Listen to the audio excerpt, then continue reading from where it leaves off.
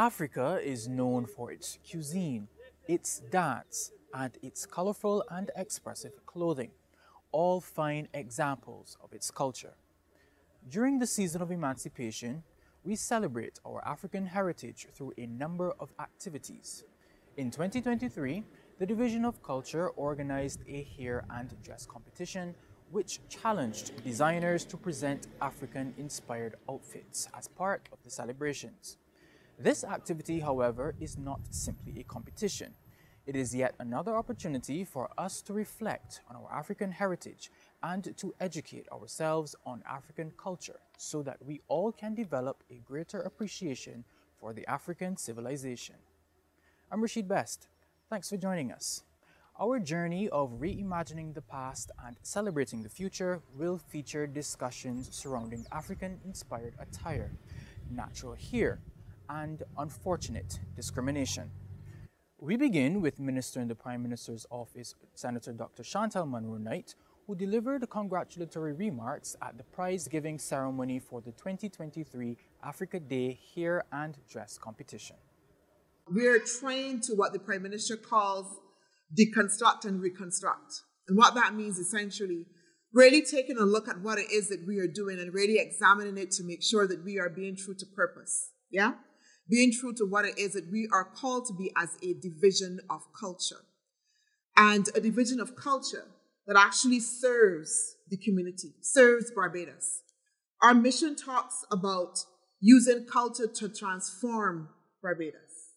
And that means something for us, particularly in the context of the season of emancipation, as well as in the context of how we are working with the National Library Service, in terms of how we are working even at things like crop over. It has to mean something when we talk about using culture to transform Barbados. And these competitions that were held are really a demonstration of the essence of what that means. Yeah? It was about, as Rodney indicated, not just for people to dress nice and wear the hair. Well, simple. Identity. Identity precedes participation. If there's one thing that affords people that sense of nationhood, participation in nationhood and nation building, is a sense of identity. Understanding who you are and then linking who you are with the particular country that you're in. So that sense of understanding who you are as a Barbadian person, who you are as an African person, being descendants of the enslaved is really important for us. These are not times anymore where we could,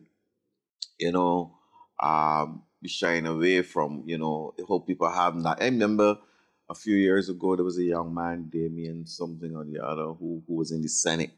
And he went in with plaques and it created such a discussion. I remember when young Rasta children couldn't go into schools with their locks, it created so many discussions on discrimination. Imagine we discriminate against ourselves for who we are. Does this song make sense? As you can see, really here, we have to take pride in our culture, our skin, our clothes, our hair. So I was actually going to be a rebel, but I thank the Ministry of Education for clarifying that, and I feel this is something that should be done ever since.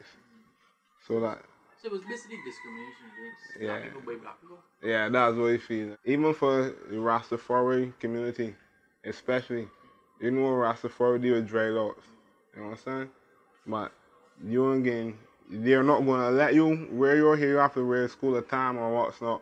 But somebody else with long hair and this thing can come into school. And the excuses or so the hair will break off and going food and what's not. So it was like, come on, we got to do better.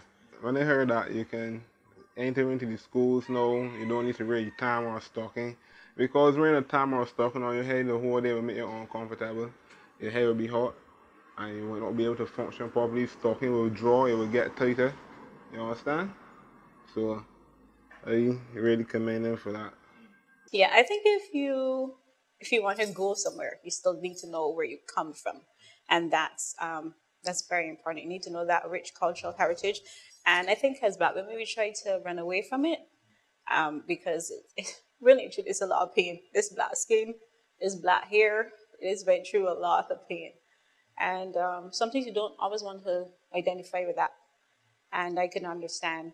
But I think for you just be successful, It's really good to know your heritage. And it's a rich, wonderful cultural heritage, the African heritage. It was about showcasing the pride that we have as Barbadians and the connection that we have to our African history and culture, and showing that we actually value that. I'm most pleased that we had the participation of so many young persons, because that, again, is one of the ethos that we were trying to imbue in that notion, again, of how we are deconstructing, reconstructing, and doing things differently. Because there has to be an importance on legacy.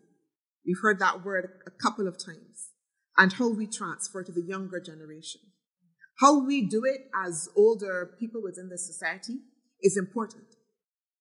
But we will not have done it well if we are not able to look back and know that our sons and daughters literally understand, literally get it, and literally that it makes sense for them. The nation belongs to them. The future belongs to them. But they are a continuation of something. They are a continuation of a heritage, of a tradition, of a struggle. They stand on the shoulders of ancestors who sacrificed so much that we could be where we are today. So it is very important that in this new Republic of Barbados, this new republic that is really a gift to the young generation, and it is they who will take it forward. It is so important that they be very conscious of this history. They be very conscious of this central theme, the central theme of the history of Barbados, the struggle for and towards freedom and full emancipation. So it is very important that young people have this, young Barbadians have this knowledge, and young Barbadians can root themselves in that knowledge and understanding of their society, and we give them the tools that they need to look back at the history of this nation and determine what in that history do they consciously see themselves as a continuation of. What that was positive and heroic and exemplary in that history that the present generation can see themselves as a continuation of. And so, you know, we owe it to our young people to give them that knowledge and that history.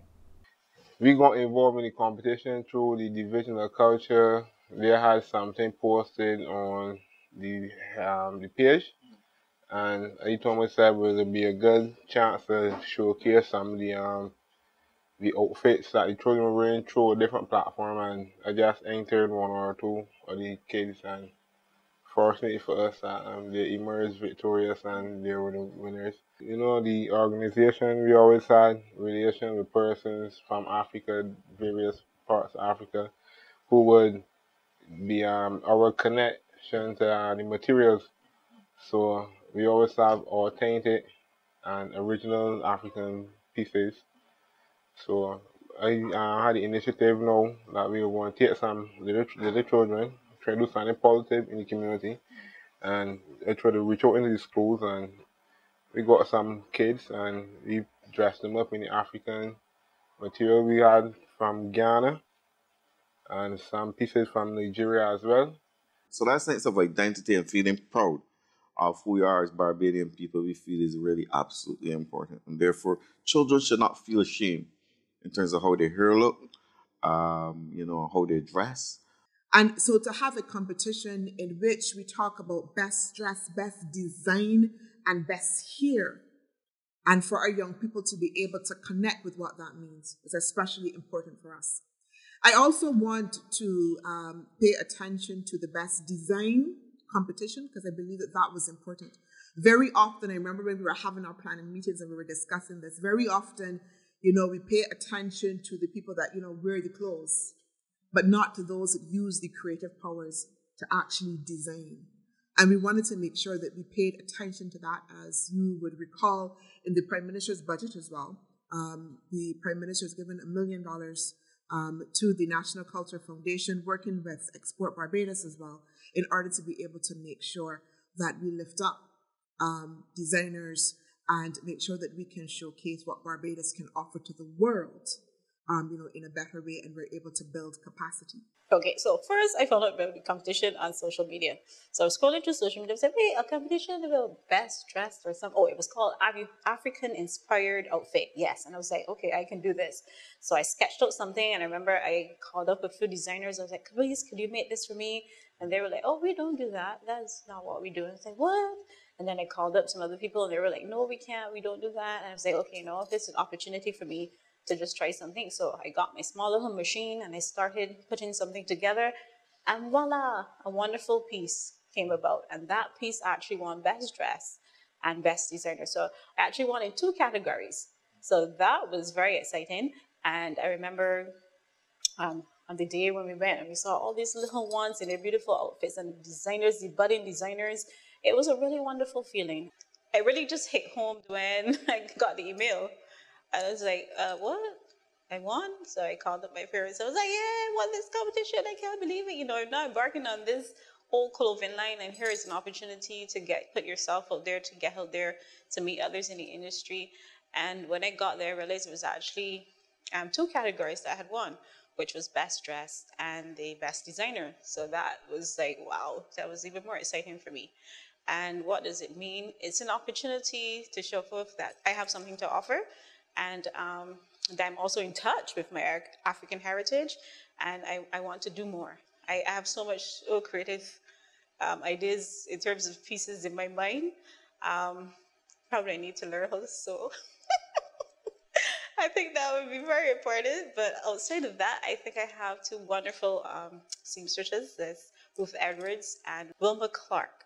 Well, I'm now starting out. This is the teething stages, some people go, ooh, that's interesting. Others go, I don't like that. And you obviously you'll get that, because you have all different likes and minds. But I think my thing is you have to start somewhere. And it's good to get the feedback, whether good or bad. So I think the future is bright for me because I enjoy doing that. I enjoy creating. I enjoy seeing the pieces out there and seeing people's reactions and expressions towards the pieces. And then the pieces of itself, they do tell a story. I want to tell a story within the pieces. Yeah, so I might have something that's colorful, and one side might be poofy, the other side might be something else, but I wanted to tell the story. There's a reason for this poof on that side. There's a reason for this being extra long on that side. So it's not just I sat there and put a piece of fabric together, but there's a story behind that.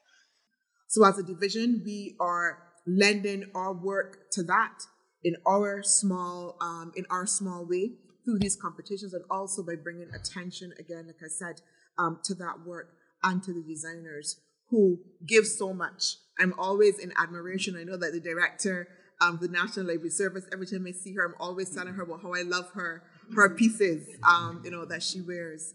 And, I'm really, really so happy that we were able to have this. Thanks for staying with us. Every story has a beginning. Every journey has that first step. Nanita reflected on her connection with our African heritage and the experiences which led to her interest in clothing design. I was working at a firm, and I always used to wear these, kind of, out there prints. I wasn't necessarily African, but I think what had happened is that at some point, the management thought that the style was too Africanized. And so they said, I remember being called into the office by the then manager. And then when I got into the office, the general manager was there. And he said, well, we do appreciate that you're very colorful, very creative. We prefer you not to wear these African prints on the job. And I was young at the time, so I didn't do anything. I was like, okay, well, that's what it is, that's what it is. It's only later on, I was like, wow. And we have had so many individuals and institutions.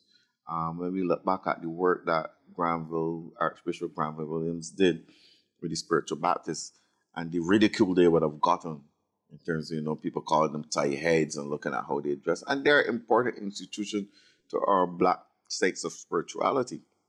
When you look at the Rastafarianism and what it has brought to the table in terms of that sense of self, in terms of how you dress and you hear coming into yourself, there's also felt the wrath of society. So all through history, we've constantly fought ourselves at so many different levels, the institutional level and the individual level. We've beaten our people, into submission and to accepting false sense of self. And, it only adds to the,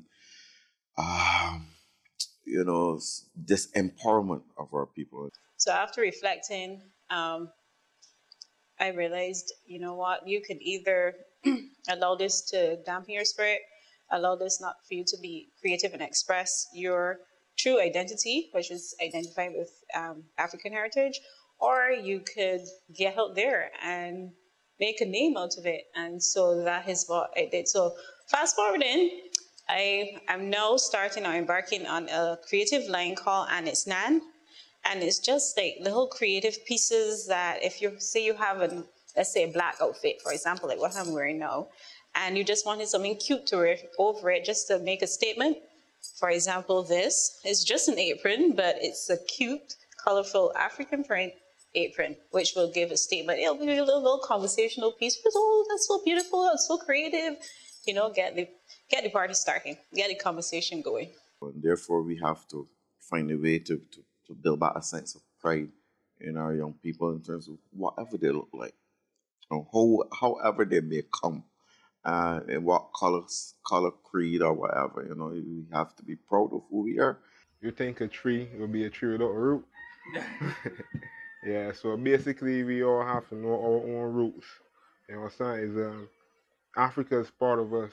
We are African and it's our roots and our culture. So basically, knowing our roots and knowing the sense of person, it will give you a sense of direction, know where you came from, and know where you're looking ahead as a person, as a race. And we as Black people, we need to hold more to our heritage and culture. I was always in touch, I would say. I was part of a group called Pioneers Creative Workshop. I spent a lot of years there. I think it was like maybe 9 or 10 years. And that was an awesome time. I learned how to drum, how to still work. I learned the theory, the really deep understandings of the African heritage. And then interacting with people and sharing that through dance. Because I remember we used to dance all over Barbados and some of the Caribbean and international countries as well.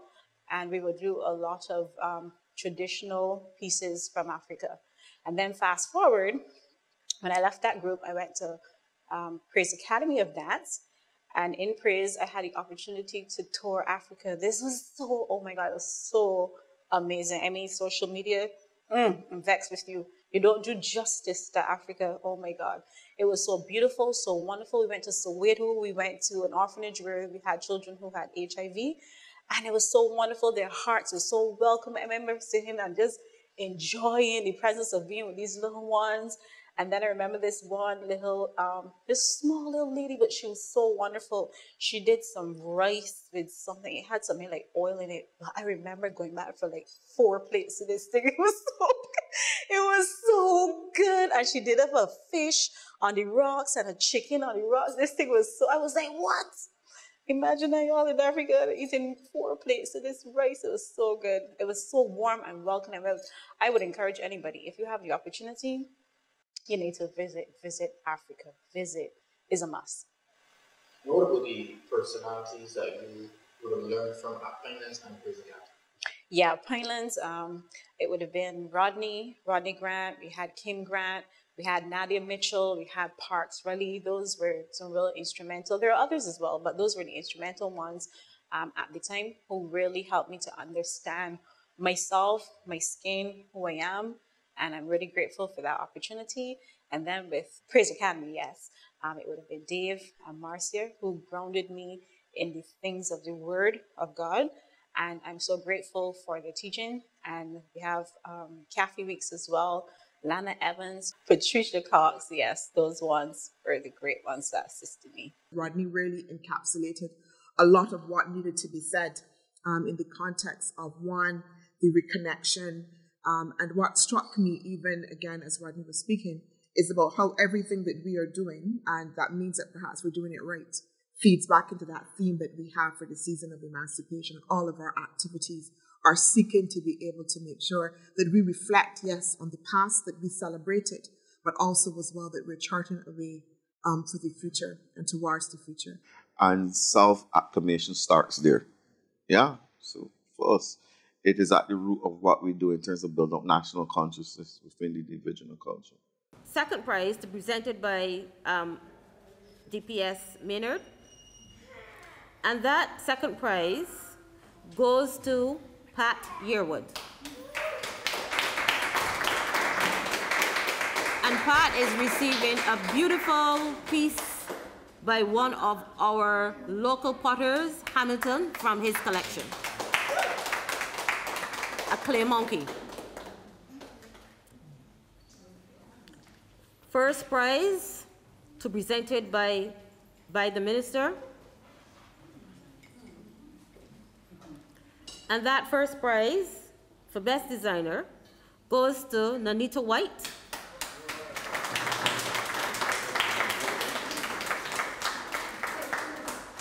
And Nanita is receiving a gift certificate from Azure. And that gift certificate is worth $300 of products, as well as a clay monkey from Hamilton Potteries Collections.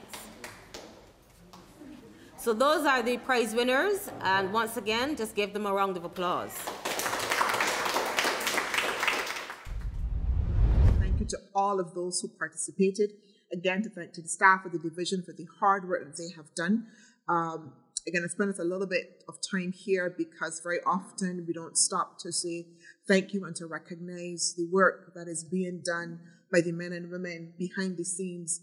And I want to pay special attention to that because, you know, in this society, we can point to so many things that are going wrong, point to things that need to be done better, point to ways in which, you know, the government needs to do better.